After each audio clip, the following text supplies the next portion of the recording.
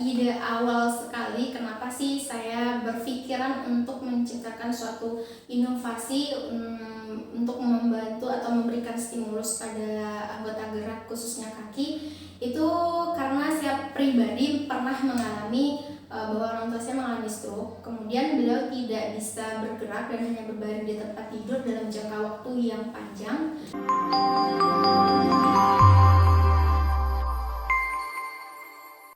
Ketika uji coba pada salah satu teman-teman saya yang mengalami cerebral palsy, ketika uji coba kurang lebih 30 menit, hanya satu kali uji coba dalam 30 menit, anak itu sudah merasakan dampaknya, dimana ketika dia terapi atau ketika dia mengikuti bina gerak atau perkembangan gerak, dia selalu menangis atau teriak dan tersiksa kesakitan karena dia dipaksa untuk melakukan peregangan, sedangkan dia sendiri tidak punya kuasa untuk itu, dan dipaksanya itu benar-benar bentuk paksaan, jadi bukan bentuk sesuatu yang mereka ngerasa, oh saya lagi main loh, saya lagi nggak lagi terapi, oh saya lagi ini loh, saya nggak lagi terapi atau gimana gitu. Jadi ketika itu uji coba yang ke-30 menit itu, bahkan si pengguna cerebral palsy yang awalnya tidak bisa meluruskan atau memfleksibelkan kakinya tanpa paksaan, dia bisa mengikuti pola dan ritme putaran dari pedal itu, bahkan meminta untuk meningkatkan putaran pedal itu, meskipun dia nggak bisa bilang, cuma dia ngasih kode mau meningkatkan putaran, terus dia ngangguk sambil ketawa, berarti dia artinya dia nyaman dengan proses itu gitu. Ternyata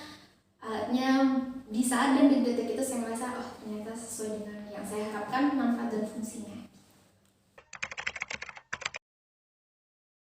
Kalau untuk kendala, ya namanya mahasiswa pasti di dana, karena itu sempat pinjam-pinjaman juga dana, karena cukup butuh effort yang lebih, apalagi dalam proses perakitan awal, itu yang pertama. Dan kemudian bantuan dari ahli yang lebih benar-benar profesional atau terkait dengan teknologi tersebut, karena waktu pengembangan di tahun 2019 itu benar-benar kami meraba-raba dari nol, gimana sih sistemnya, terus gimana ininya nanti yang bakal sensornya atau monitornya dan lain, memang kami benar-benar meraba dari nol. Jadi susahnya kami kekurangan bidang atau bidang ahli yang benar-benar bisa lebih effortnya dalam pengembangan. Harapannya ke depan, saya secara pribadi alat ini benar-benar bisa diproduksi dalam jumlah banyak sehingga bisa dimanfaatkan oleh banyak orang yang mengalami kendala seperti yang pernah saya rasakan.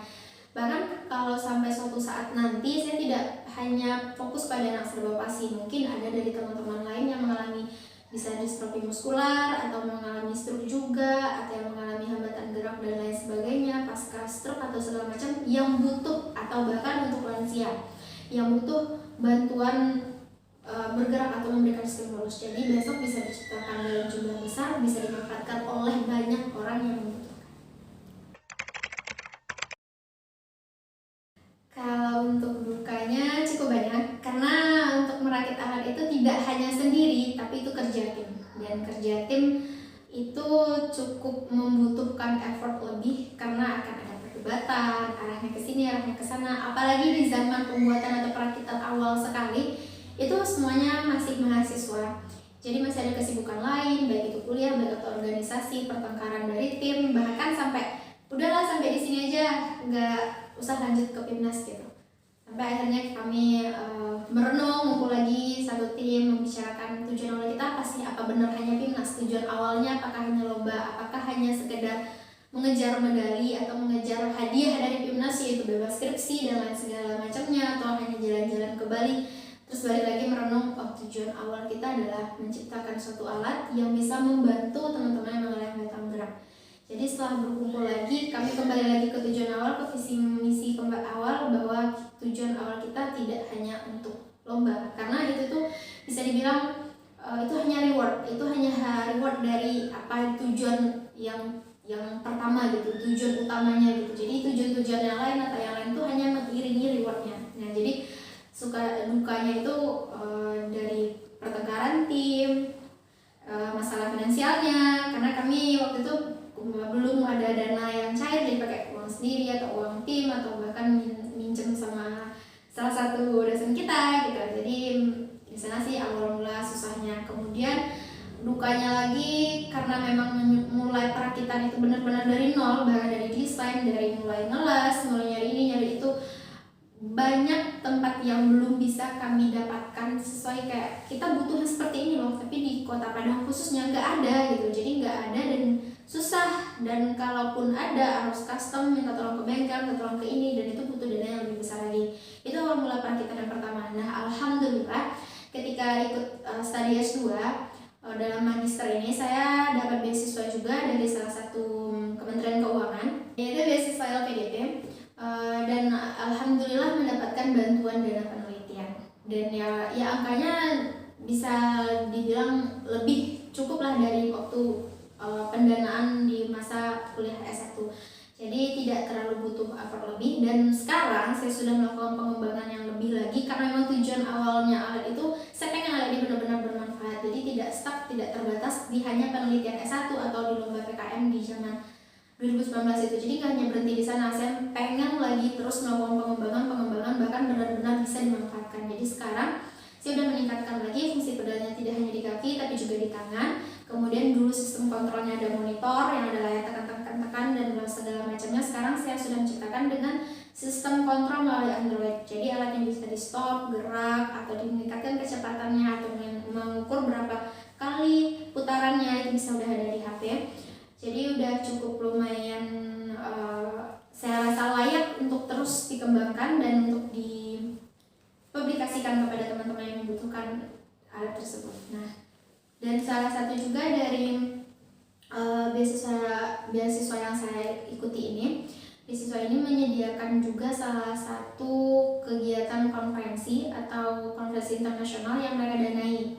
Dan saya juga mengangkat tema, tapi tidak tentang alat ini, tapi tentang anak disabilitas. Jadi waktu itu kebetulan juga acara dan kegiatannya itu di Turki, dan alhamdulillah saya juga bisa pergi ke Turki dengan dibiayai oleh beasiswa ini, kemudian melakukan presentasi juga terkait disabilitas. Dan dari semua orang yang hadir di sana atau dari peserta konferensinya itu yang hanya mengangkat tema disabilitas atau mengangkat tema tentang special need itu atau hanya saya sendiri gitu. Jadi salah satu merasa agak ada wow gitu. Jadi kayak mereka ada merasa ini nih jarang dan langka gitu. Jadi mereka memberikan apresiasi bahwa tema tentang disabilitas ini sangat menarik bahkan di kancah internasional. Kemudian kalau di waktu saya ngikuti PIMNAS atau PKM, itu proses alur mengikuti PKM itu kita harus ngikutin dari awal, yaitu pembuatan proposal, kemudian mengajukan ke universitas, lolos seleksi universitas, kemudian mengajukan di tingkat nasional, lolos seleksi pendanaan. Nah, selesai pendanaan lagi, kita setelah mendapatkan pendanaan terus menciptakan apa yang telah kita tuangkan dalam proposal, kita harus mewujudkan apa yang dalam proposal ini. Nah, hasilnya nanti akan kita presentasikan untuk siapa yang layak masuk ke PIMNAS, itu Pekan Ilmiah Mahasiswa Nasional, dan pada tahun 2019 kebetulan diadakan di Bali di Universitas Udayana. Dan alhamdulillah UNP waktu itu ada 5 tim yang lolos ke Pekan Ilmiah Mahasiswa Nasional itu. Salah satu timnya adalah dari jurusan pendidikan luar biasa, yaitu tim saya dari bidang PKM KC atau Karsa Cipta. Jadi waktu dalam presentasi di Bali kami membuat konsep presentasi yang cukup unik, di mana salah satu teman saya memperagakan bahwa dia sedang mengalami mengalami cerebral palsy. Bahkan juri atau orang yang hadir, audiens di dalam ruangan itu benar-benar mikir bahwa teman saya ini mengalami cerebral palsy gitu. Jadi waktu kami maju dipanggil, selanjutnya tim PKM dari Universitas Negeri Padang. Jadi ketika kami panggil, teman saya dari duduk dan berjalan ke pentas itu udah langsung praktik mengalami cerebral palsy, dan saya pernah membantu dia. Dan temannya satu lagi opening.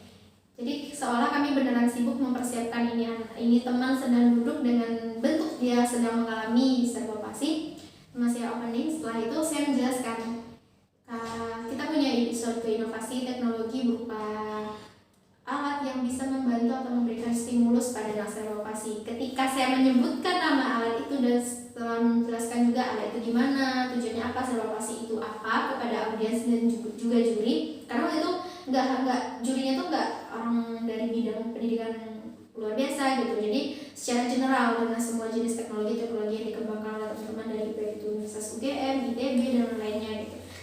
Jadi ketika menyebutkan automatic bike, teman saya langsung kayak sembuh gitu loh. Jadi di sana orang kaget, wah ternyata bukan cerebral palsy. Nah di sana sih konsepnya, dan kami menjadi salah satu pemenang di bidang presentasi favorit di saat itu. Nah reward dari kejuaraan itu kami memperoleh satu tim itu bebas sidang. Jadi kami satu tim 3 orang tidak ikuti sidang skripsi, dimana ini yang menjadi wah bagi mahasiswa teman-teman S1 karena ya tau lah effort lebih untuk bisa menyelesaikan studi, dan kami di saat itu bebas untuk tidak sidang. Jadi selesai semua mata kuliah langsung diwisuda. Setelah saya selesai mengikuti studi S1, saya berinisiatif untuk lanjut studi mengikuti studi magister. Saya daftar di LPDP, kemudian di salah satu esai yang saya terapkan atau salah satu syarat administrasinya saya melampirkan kejuaraan yang pernah mengikuti Himnas. Terus di dalam esai saya menjelaskan tentang automatic bike juga, dan saya di LPDP tersebut ada janji terhadap LPDP bahwa kita akan memberikan kontribusi untuk Indonesia. Salah satu janji dari kontribusi saya adalah saya kembali mengembangkan automatic bike, di mana itu bisa membantu teman-teman cerebral palsy. Dalam wawancara juga pernah dibahas apa sih itu automatic bike, kenapa kamu ingin memberikan kontribusi itu. Nah ketika saya jelaskan, alhamdulillah mereka tertarik bahkan saya sampai lolos seleksi akhir dan seleksi wawancara. Makanya di studi S2 saya kembali lagi ingin mengembangkan automatic. Jadi kenapa saya cukup bangga dengan pengembangan ini, karena merupakan juga salah satu langkah-langkah yang menyukseskan saya dalam mencapai yang saya inginkan. Karena automatic bike mampu membuat saya memenangi kejuaraan, juga mampu membantu saya untuk bisa lolos seleksi bahkan seleksi wawancara di LPDP, yang saya rasa hampir semua mahasiswa yang lagi berburu LPDP yang paling ditakutkan adalah seleksi wawancara. Karena sehebat apapun kita di seleksi administrasi, sehebat apapun kita di tes akademik dan tes bahasa Inggris, kalau di wawancaranya nggak lolos ya nggak ada harapan gitu. Karena rekomendasi dari pewawancara itulah yang menjadi kunci kita lolos dari beasiswa LPDP. Untuk teman-teman yang khususnya sedang mengikuti studi S1, jangan buat gelar mahasiswa kalian itu hanya sekedar untuk dibawa pulang kampung. Saya mahasiswa, saya sedang kuliah, atau saya ya cukup ke kuliah pulang selesai akademik. Yang terpenting IP-nya 4. Kalau IP-nya kumulot lulus dengan pujian, lulus 3,5 tahun. Jangan gunakan gelar mahasiswa hanya untuk itu atau hanya untuk tidur, tapi gunakanlah dan manfaatkanlah gelar mahasiswa itu untuk melakukan hal-hal banyak loh di luar sana. Dengan gelar mahasiswa bisa kita kerjakan. Contoh, kita daftar lomba, yang nggak kuliah dia nggak bisa daftar karena nanti akan ada diisi embelnya apa ini dari jurusan apa, universitas apa, nggak ada gitu. Karena mereka butuh gelar mahasiswanya. Jadi manfaatkan gelar mahasiswanya itu bukan hanya untuk tidur, tapi untuk memberikan kontribusi yang lebih, karena itu tanggung jawab. Kita sebagai mahasiswa punya tanggung jawab moral, punya tanggung jawab sosial. Jadi ayo bergerak mulai dari sekarang, mulai dari teman-teman sadar gitu bahwa itu tuh gelar mahasiswa itu sangat dibutuhkan. Kita bisa belajar soft skill dari organisasi, dari perlombaan, di kelas, akademik dan non akademik sama halnya. Soft skill itu juga nggak kita dapatkan dari dalam kelas.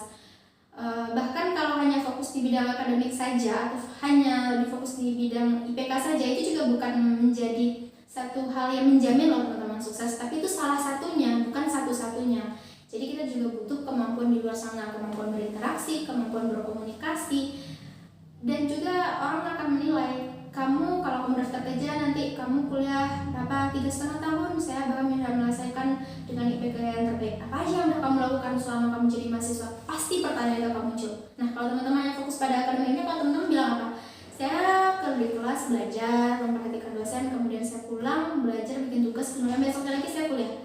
Ya mungkin para yang butuh kamu itu atau yang buka lowongan pekerjaan itu akan mikir lagi, ini anak ini cuma bisa di akademik saja, mungkin dia belum punya kemampuan di hal yang lain. Tapi ketika teman-teman punya CV yang cukup banyak, pengalaman yang cukup banyak, punya pengalaman berorganisasi, punya pengalaman berinteraksi dengan orang, ikut ini, ikut itu sangat bermanfaat ketika teman-teman telah selesai jadi mahasiswanya. Jadi selesai untuk mahasiswa, khususnya yang masih S1, manfaatkan potensi yang kamu miliki secara maksimal. Kamu nggak sadar, kamu nggak akan tahu seberapa maksimal potensi yang kamu miliki sebelum kamu mencobanya. Jadi apapun peluang, cobalah, karena orang yang hebat itu bisa memanfaatkan peluang dengan maksimal. Untuk semua teman-teman yang mengalami hambatan itu hanya fisik, bukan kesempatan. Yang mengalami hambatan itu juga hanya ya fisik, tapi tidak peluang. Jadi kita semua punya peluang. Jadi teman-teman yang mengalami hambatan, tetap semangat, kita maksimalkan, kita optimalkan. Mungkin bahkan dari teman-teman sendiri yang mengalami hambatan atau masalah bisa punya ide yang lebih cemerlang lagi dari saya yang tidak mengalaminya secara pribadi. Dari teman-teman yang mengalami salvasi, contohnya, oh saya punya kendala di sini, harusnya tuh ada alatnya seperti ini.